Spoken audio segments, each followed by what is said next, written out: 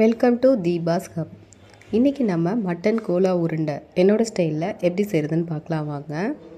அதுக்கு முதல்ல கடாயில் கொஞ்சமாக நல்லெண்ணெய் சேர்த்து எண்ணெய் சூடானதும் 1/2 டீஸ்பூன் அளவுக்கு சோம்பு சேர்த்து பொரிய விடுங்க.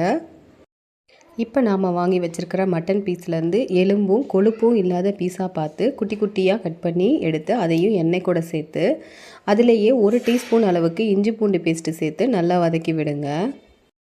இப்போ கடாயை மூடி போட்டு 5 நிமிஷம் வேக விடுங்க. இப்போ மட்டன்லேருந்து நல்லா தண்ணி வந்திருக்கும். இந்த டைமில் தேவையான அளவுக்கு உப்பு, 1 டீஸ்பூன் மிளகாய்த்தூள், 1 டீஸ்பூன் மல்லித்தூள், 1/2 டீஸ்பூன் கரம் மசாலா சேர்த்து நல்லா கிளறி விடுங்க. கொஞ்சமாக மஞ்சத்தூள் சேர்த்துக்கோங்க.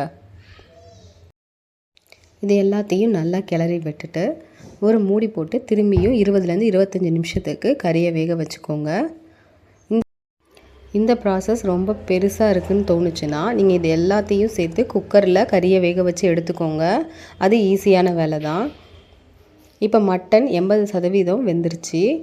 இதை நல்லா ஆற விட்டுருங்க. ஆறினதுக்கப்புறம் மிக்ஸி ஜாரில் சேர்த்து அரைச்சி எடுத்துக்கணும்.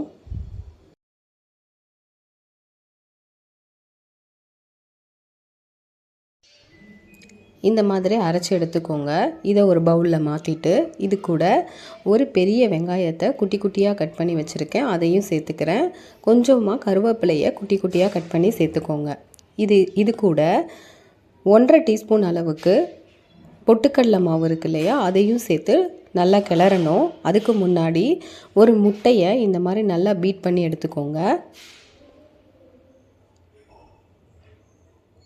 இதிலேருந்து கொஞ்சமாக கறி கூட சேர்த்து நல்லா பிசைஞ்சு விடுங்க.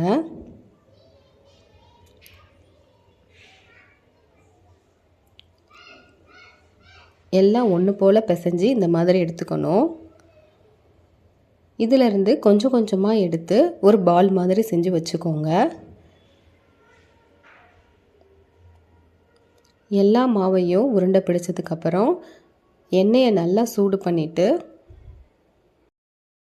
எண்ணெய் சூடானதும் எல்லாத்தையும் ஒட்டுமொத்தமாக போடாமல் ஒரு 4 உருண்டையாக போடுங்க. எண்ணெய்க்குள்ளார உருண்டையை போட்டதும் அதை உடனே திருப்பி விடக்கூடாது, அப்புறம் உடஞ்சிரும்.